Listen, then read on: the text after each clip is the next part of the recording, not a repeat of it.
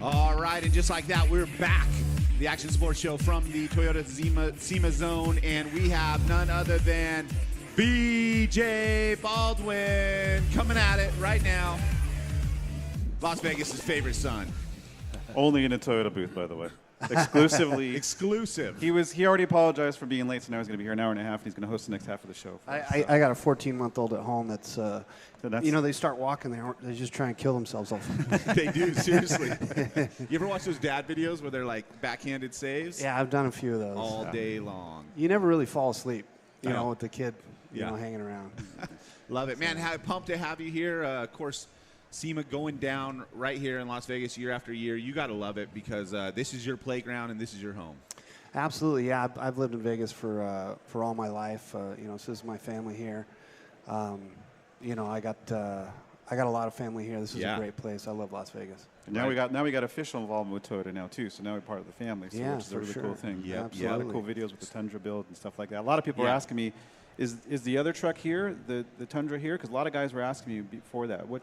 Well, I had, unfortunately... I know one you had to use last night. We heard that story. We'll get to that story. So, I had the other Tundra, the one that I filmed Recoil 4 in. We used it in China for FB Live event. That was super crazy. Nice. So I was doing demos there. That was super cool. And then getting it back here, it kind of got stuck in customs going out of China. So sure. They're like, we don't have a SKU for this. Yeah. What is this? Yeah. What is this? Is this military grade? What is this thing? Yeah. So it was hard getting it in. I thought it was going to be easy getting it out, but it's actually hard getting it out too. So they probably don't want it to go. Yeah. No. I should have brought my street truck and had it on display here. It's actually pretty nice. Yeah, it's pretty cool. It is pretty cool. I've seen some videos of it. You have a lot of fun. I actually like the fact that you're willing to throw it out there on social media so much and give us a glimpse into what it's like to have no limits, man. Yeah. It's pretty nice. Yeah, I've been fortunate enough to have a large social media following. People, for whatever reason, are interested in my lifestyle, my life, and the activities that I do, and all the success I've been able to have in motorsports and making viral videos and stuff of that nature. Yeah. So Recoil 4 dropped, and you went to Cuba. I did. I went to Cuba just before they closed the doors on us. All right. So, what was it? Fast and the Furious was filming. Fast and Furious was filming over there, and they were trying to get the first film in Cuba since the Cuban Missile Crisis, since they closed the doors down there, and we got out just before them. So it was cool to kind of have that, on our record as having the first American film that came out of Cuba. Cuba's a great place. It's a lot of fun. The food's not so great there, but it's pretty cool.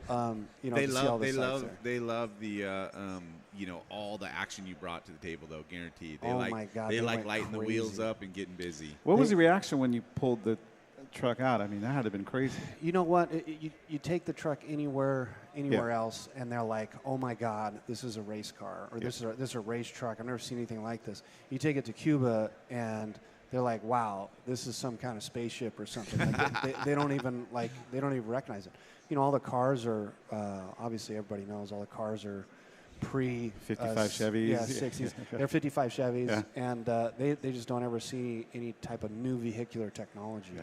And the best way I try to explain it to car guys, like all of us are car guys. Everybody in this building is car guys. And 5 square mile radius is car guys for SEMA. Yeah.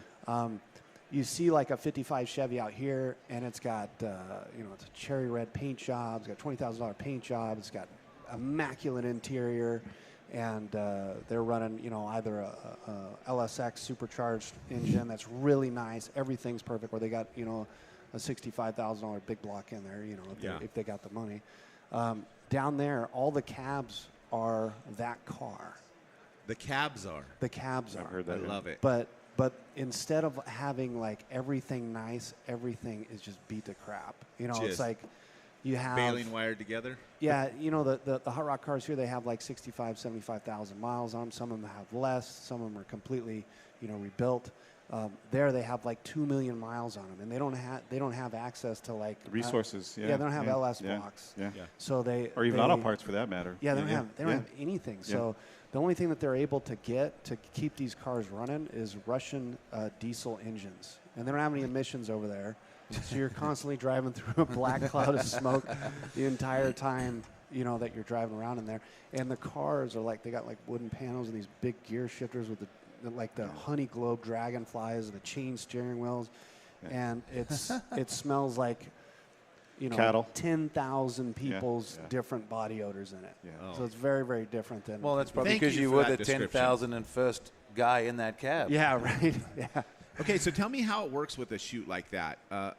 You probably pre-ran the location. Did you already pick out the stunts, or were you kind of creative once you got there and saw some stuff like, let's try to do that. Let's try to, you did that little inlet and the little water inlet jump. Yeah, that was I'm cool. calling it little, but it was probably pretty big. It was pretty big. But you How do you get little from that thing? I realize that. It was a stinger, man, to land on that. That was actually, I'm not even landing flat. I'm landing in like a 1 to 2 degree incline. So I'm actually landing in the face of a sand jump. Oh, wow. And So they help you when you go, like the other recoil where you went through the streets.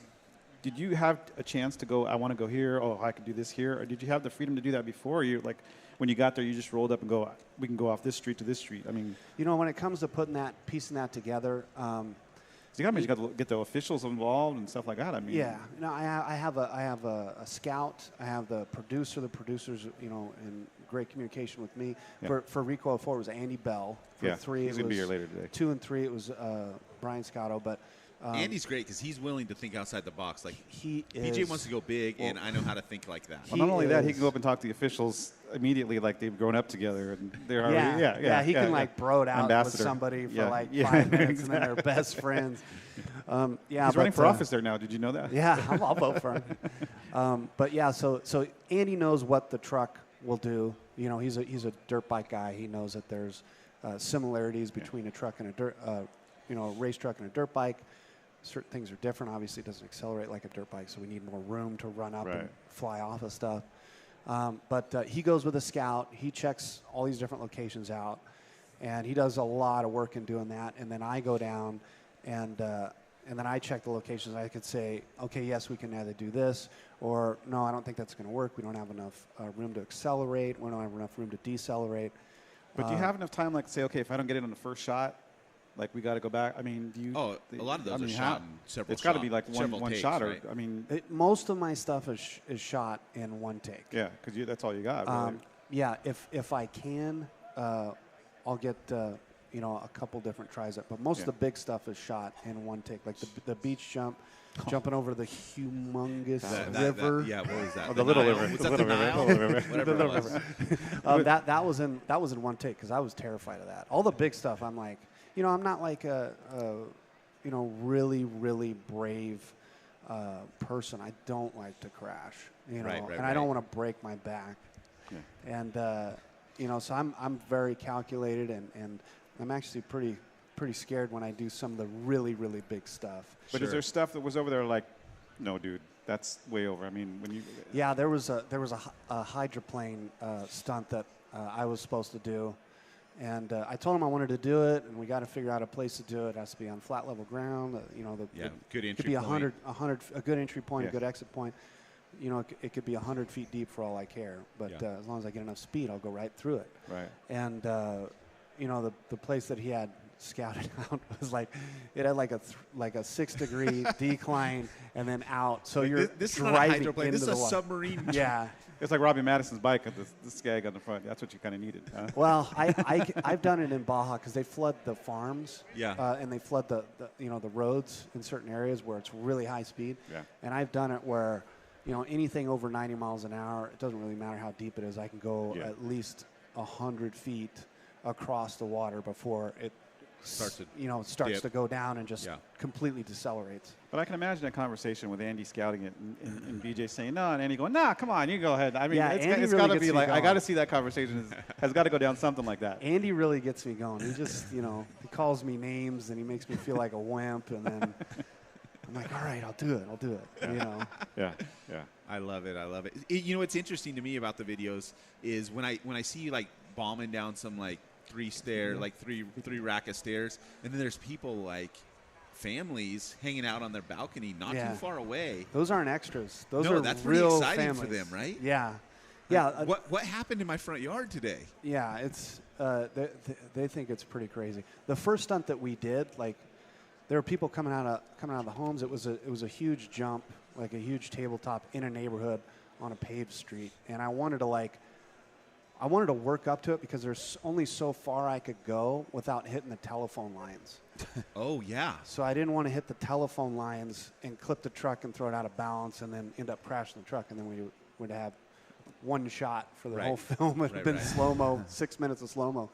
So I was trying to work up to it. I only got 4 tries at it because the people were just so crazy, like running out in the street to see the truck. I didn't want them to trip and fall, and I land on one of them, and then, that's frowned upon. So running over people is not cool anymore. Yeah.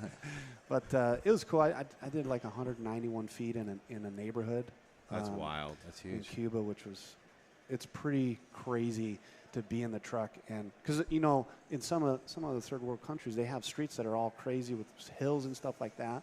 Yeah. And you're going over them in a car like 10 miles an hour. Well, if you have a truck that's capable, you can go really far off of that stuff. And that's one of my favorite things to do in the recoil series is finding a street jump that nobody can even begin to imagine what you can do off of it, and just sail it, as far as I can without hitting the telephone lines. It seems like that's one of your favorite things to do, because if you watch your social media, it almost seems like you're like out in the trophy truck backing it into corners on the strip almost every night, like, railing that thing all around town. Yeah, I like driving it whenever I can. I have a lot of fun in it. I've been able to develop a lot of car control skills from driving on the pavement, because trophy trucks, or desert trucks in general, they're very, very unstable. The power control on the pavement, that's what you're talking about, right? Yeah, that, and they're very unstable. You just turn them a little bit and the whole thing, rolls, leans over. It's got to be like that by nature to be able to go through bumps at a high rate of speed without destabilizing the vehicle. So how do you – obviously there are guys like Robbie's pretty famous for having a lot of – street control. Who are the guys that are like you're super known for it? Really, it's who's Robbie the guys Gordon. that can really do it? Robbie can do it. It's Robbie Gordon, and man, I don't think there's anybody else but me and Robbie that can do stuff that like really that. get down like that. Yeah. And Robbie's just got natural talent. I've had to learn from him. He's kind of like a big brother to me in my early days of my career. I would learn from him. I'd learn from Larry Ragland. Of course, he's not racing much. He gets anymore. down on the streets. He's a savage. I didn't know that. He can do anything. I've seen him in a pre-runner that was built when the dinosaurs were around, and just a complete piece of crap. And he can just do four-wheel drifts into corners on Mexican highways like it's nothing. I've seen him race. I was riding with him. We got in a race with Brian Collins, on the pavement in Mexico, and he was having power steering problems, and he was still able to muscle the truck around and get in front of Brian. Wow. This is 10 years ago. Wow. But he's an outstanding. He's probably got the best car control, really. Okay. I think Larry does. Yeah, Larry and Robbie. Because for me, it's like if you watch Score, if you just watch the first turn, it exposes who has car control and who doesn't. It really does. That vicious first turn 100 yards after the race starts. Yeah, it really does. It really does. It sets the tone. Seriously, it might be a 1,000-mile race. Just watch the first 100 yards. Yeah, I know. I've looked kind of silly on that 1 year out of the last 15 years, but you just got to be aware of the surface. That one time that I was a little bit too much, there was a little bit of dirt from when rain had washed dirt into the street, and I got a little bit over rotated and I looked like a fool, but I got it back on the road, and that cost me maybe 3 or 4 seconds, and then I ended up losing that race by 7 seconds. Oh. So it was all over the internet, aren't you mad that you spun out in the first corner? You could have won. But I had a great battle with Bryce Menzies that year. I love winning, Yeah. but even more than winning, I just love great battles with the best drivers that I know in the sport. So those are the moments where you're experiencing the zone the most. Yeah, when I'm like, usually when I'm winning or I'm on the path to winning a race, there's not like a whole lot going on. I'm operating within my ability, Yeah. and I have reserves. Yeah. If I have to go, I can really go. But the moments that I really remember and I cherish and I'll never forget are the moments when I lost. Right. But it was a hard-fought battle, and where I was driving, on a level where I thought that I was probably going to crash. Right. And when your heart rate's 180 BPM for the last 2 hours, the Baja 500, those are the moments that you never forget. And it's not that it's 180 because you're physically exerting yourself you are, but it's the emotional, it's the processing. Concentration. It's emotion. I always call it like getting drowned in, Careful, psychological. it's a family show. Careful. I always call it getting drowned in psychological champagne showers. I always think That sounds like the title of what am I gonna BJ's say? book coming out. I know, right? Psychological champagne showers. So Say that I'm 3 always times thinking fast. about it. Like if I'm leading, like the champagne on the podium, and what am I going to say? I'm going to be really emotional. So I always get caught up in that. So I kind of have to Sure. I always try and say when I'm in the truck, be in the damn truck. Right. And focus until you get past the finish line. Try and get some follow through in there. If you need to get up and say something. I usually do fine if I have to get up and say something, do an interview. I never really make any mistakes. I don't prepare for anything. I just say thank you to everybody. Sure. And it's fine. Yeah. But, exercising some follow through and focusing on the task at hand before you get to the end is really, really challenging, when you're so emotional about winning. Well, Grant, you've had to have experienced some of that when you're coming around the last couple laps, the championship's on the line, and all you got to do is not blow it. Yeah. And it's like you start riding nervous. You Start hearing making things. mistakes. You start hearing things, seeing things. Hearing things. Yeah. Exactly, and that's the thing. And I think like what BJ was saying is when you're in the truck, you just got to be in the truck. Like try and not think about everything on the outside. And it's a lot of sport, whether it's truck racing, motorcycle racing, or game of football. It's the mind game is always probably the hardest part for anyone, because you go in, you want to win, then you got to be,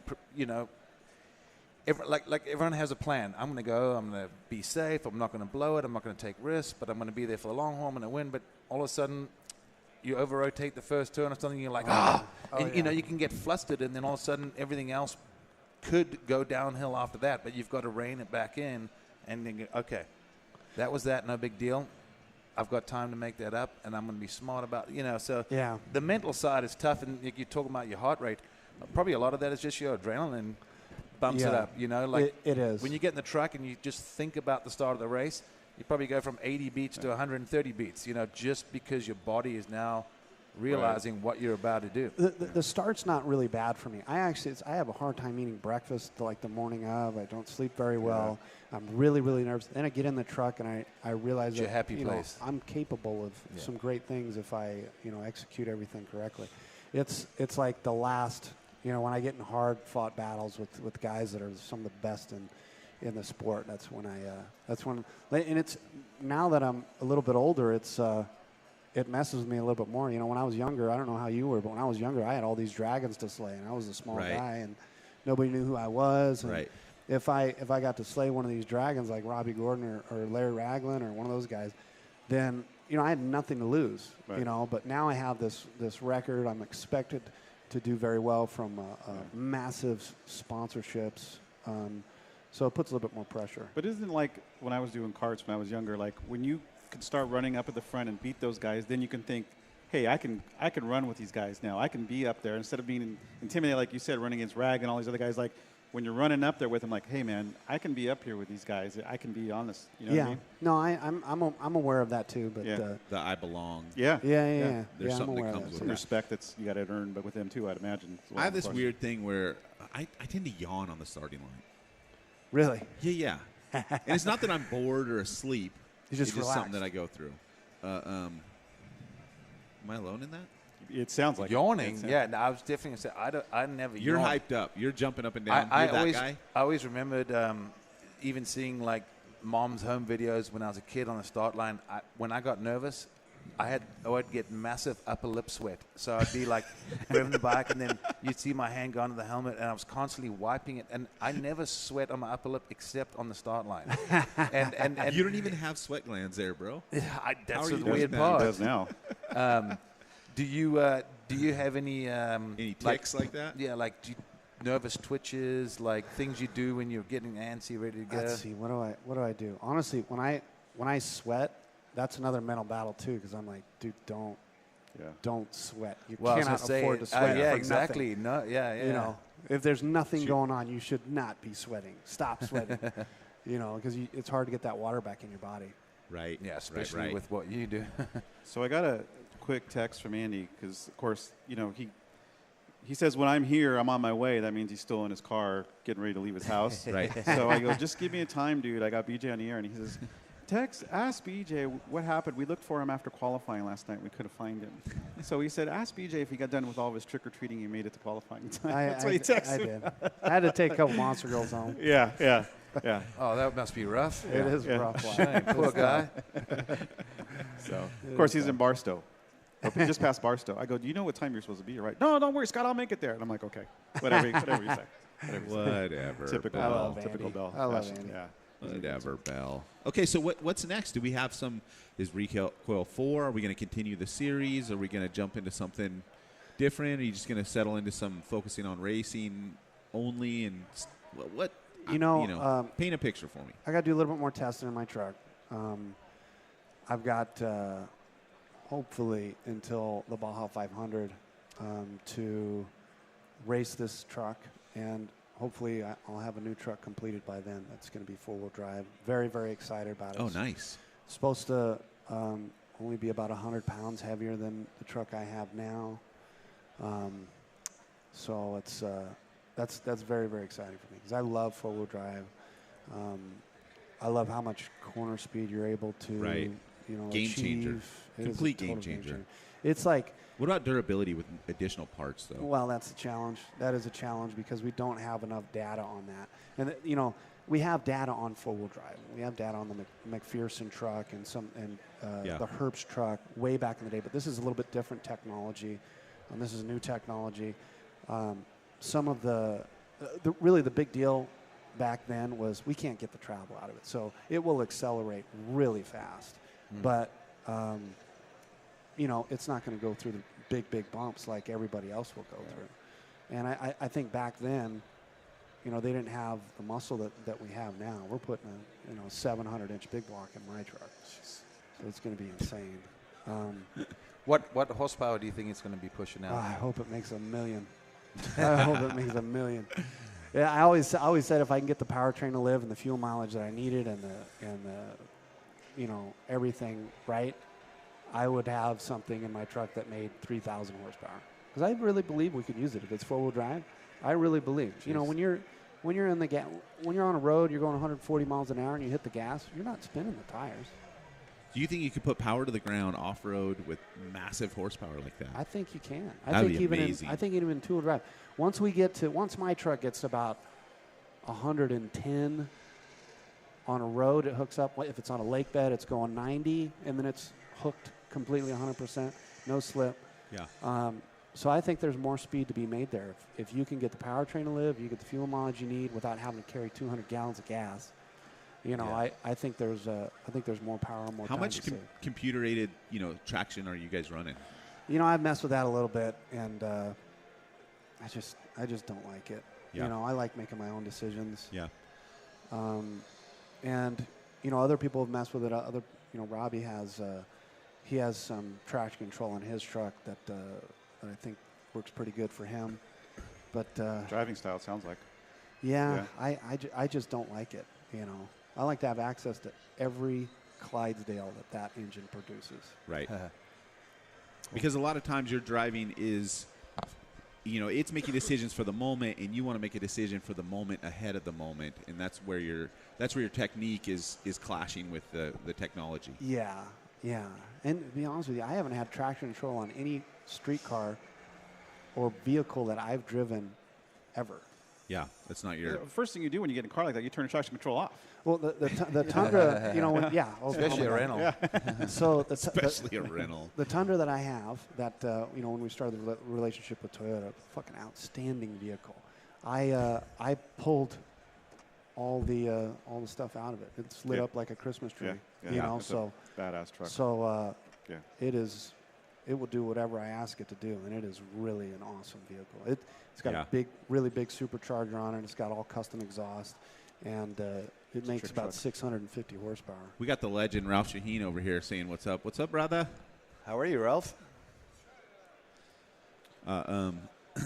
Yeah, it is an amazing vehicle.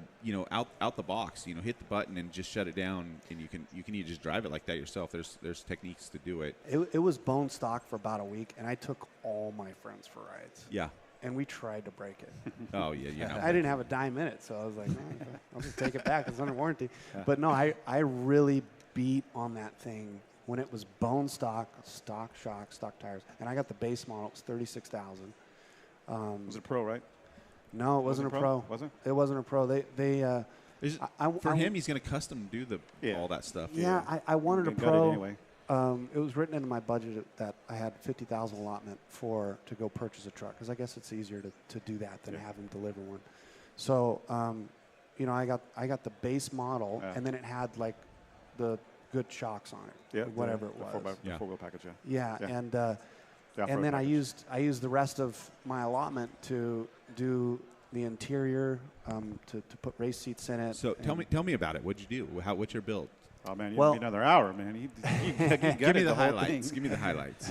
Well, I did Camberg suspension on it. Very nice. King coilovers, internal bypass.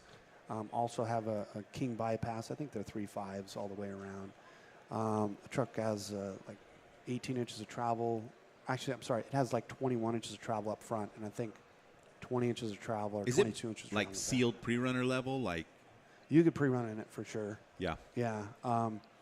And it runs really good. I've got a supercharger on it. It's got the TRD Pros, or the whole TRD supercharger with a smaller pulley, so it makes 10 pounds of boost. I've got long tube headers on it, custom exhaust. It's a trick truck. Yeah, it's really nice. I built a bed cage in it that has a luggage compartment with a tire rack that folds up and locks. It's got a electronic light bar in it. It's got hydraulic jacks in it, so you never have to get out and jack it up to change a tire. Oh, that's sweet. The interior has a little lazy but sweet. Yeah, it's a little lazy. The interior has like a Starry Night like kind of thing, which my kids love, and people go crazy over. Yeah. How'd you do that in your headliner? And then it's got some race seats, some hybrid race seats that will recline, so they're very comfortable. It's got fiberglass body all the way around. It's really a lot of fun to drive. My son loves it. I take him to school in it. I took him to school in it this morning. I take him to school in it probably 3 out of 5 days out of the week. My house is like right up against a mountain, and then it's like fenced off my neighborhood. But I take like a dirt, like rocky mountain over to where his school is. Oh, so you have a little like a 5 mile. It's about a mile maybe. All right. I don't know. Instead of the 1,000, it's the Baja 1. It's the Baja 1, and it takes me probably like 2.5 minutes, 3 minutes to get to school. I've done it. I think I've done it in like maybe 2.5 minutes in the street truck. The pre-runner, I've done it in like a minute 55, and the race truck I did it in a minute 26 seconds once. Wow. Which was crazy. Pre-runner's getting it if it's only 30 seconds off of the race truck. Yeah, but it's only a per mile. Well, yeah, that's a good point. That adds up pretty quick. Still, that's awesome. When I took the race truck there, the kids are like playing in the playground and stuff, and it makes so much noise, and it throws so much rocks, and it's just crazy. Everybody stopped playing like Foursquare and hopscotch and basketball, and they're all just like looking at my son as he takes his headsets off and gets out of the truck and walks towards school. It's pretty cool to see. He got a lot of. You know, cool he's kid. Like, yeah, that's right. Yeah. Deal with it. Yeah. That's awesome. That's awesome. You think that he will maybe want to do some wheeling someday? You put him some go-karts, have some fun with yeah, he actually drives Can-Am X3 around. He's got mine that's got, I've got 2 of them. Actually, I've got 3 of them now. I've got a 2-seat one that's kind of like the coupe. Those things are bad. They are bad.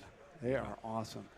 But it's my 2-seat's like wrapped just like my livery in my race Tundra, and then he drives that. I have a 4-seater that's like all fighter jet gray, and I put the baby in there and my wife, and I'll take Jane's mom and his stepdad in there, and he drives a 2-seater, and he loves it, and he's actually a really good driver. Nice. Yeah. Nice. Yeah. All right. It's it's kind of tough because like he's half me. Yeah. So he's half, genetically got my skill level, and then his mom, when I was dating his mom, 10 years ago,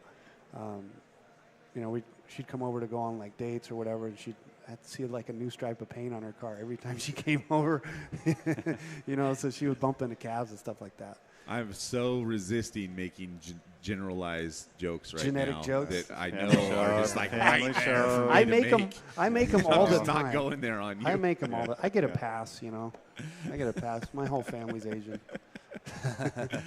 I'm not taking the bait. What's happening right here? It's all good though. So, who knows? What if you wanted to, pursue something like that? You game? I'm down, but he's got to get his education. I think. Priorities.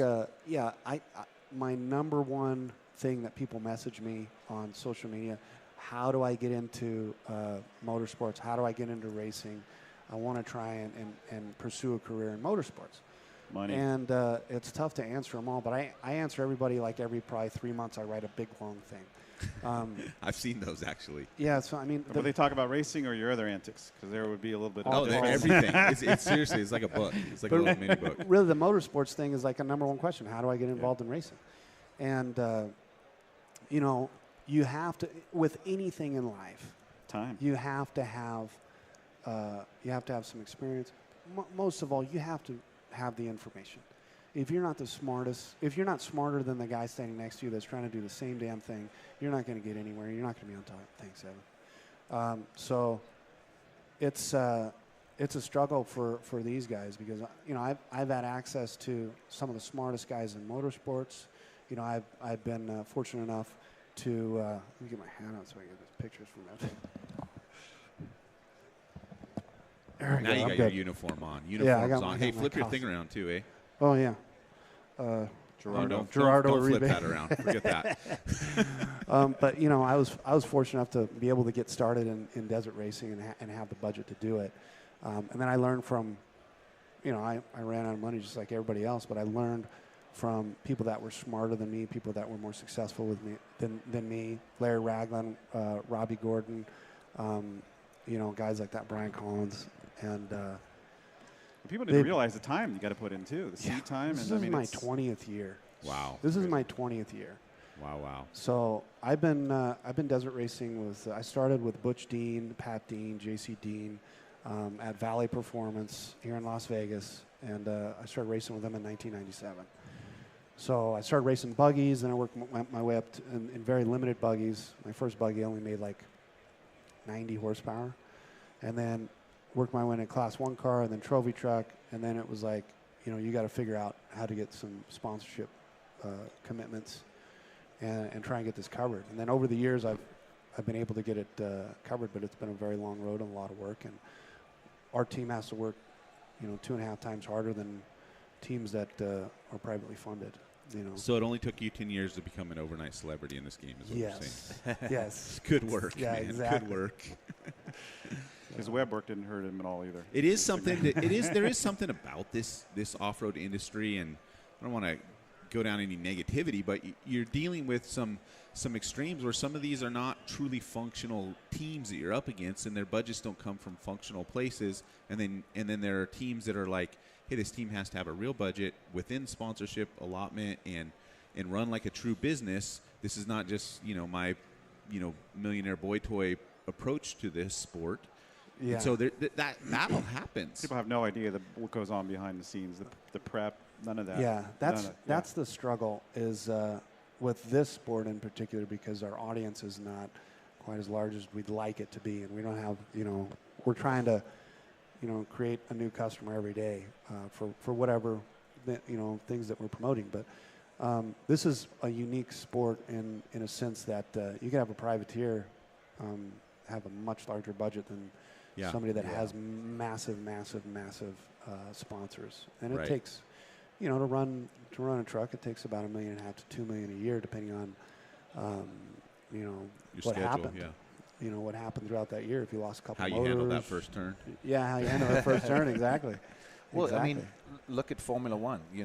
That's a prime example of, you look at the budget that Ferrari, Mercedes have, and the other teams, and you go, well, how does a team that's, and I know it sounds a lot, how does a $50 million a year budget team compete with a multi-billion-dollar organization? Yeah, it's just physically that's not tough. possible. I thought you had to have $50 million just to show up to the start line with 2 cars. Pretty That's much. what Robbie said. He said you had to have $50 million to start just to show up in the starting line. Well, when the team gets their license, they have to put money in like an escrow account. So you're right.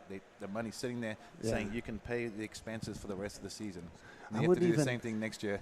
I wouldn't even know what a $25 million race truck would look like. I mean, all right, let's do some crowdfunding. We want to see a $25 million truck.